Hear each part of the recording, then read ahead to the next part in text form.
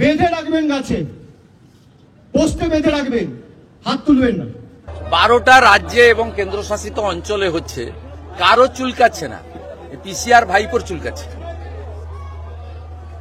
এটা তো নতুন নয়, ভাইপোর তো তখন জন্ম হয়েছে কিনা জানি না। 2002 সালে তো এসআইআর হয়েছে, 26 লক্ষ ভোটার বাদ গেছে। তা মৃত ভোটার, ভুয়া ভোটার বাংলাদেশের মুসলমান পশ্চিমবঙ্গে থাকবে কেন? ডিটেক্ট, ডিলিট অ্যান্ড ডিপোর্ট, একটাও বাংলাদেশি মুসলমান অনুপ্রবেশকারীকে পশ্চিমবঙ্গে রাখা হবে না। কান খুলে যত পারেন চিল্লার সারাদিন ঘেউ ঘেউ করুন, কোনো অসুবিধা নেই, পরিষ্কার কথা। বিহারেও করেছিলেন, কোনো লাভ হয়নি, কোনো লাভ হয়নি।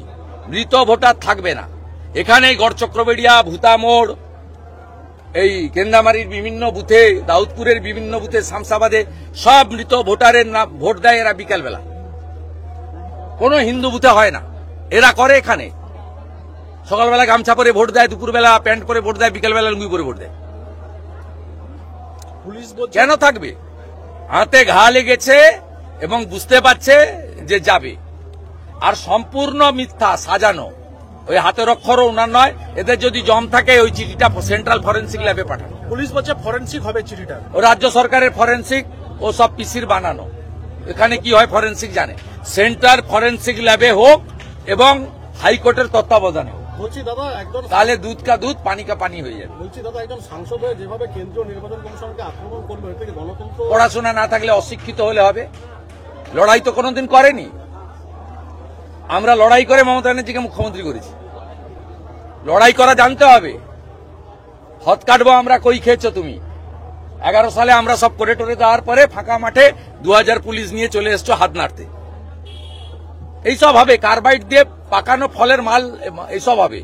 আমরা ন্যাচারাল প্রোডাক্ট, আর এই হচ্ছে কার্বাইড দিয়ে পাকানো মাল। वो इलेक्शन कमीशन बीएलओ का काम है, हम लोग का काम नहीं है। इसमें कोई 2002 সালে যাদের নাম থাকবে, হ্যাঁ কোনো অসুবিধা নেই।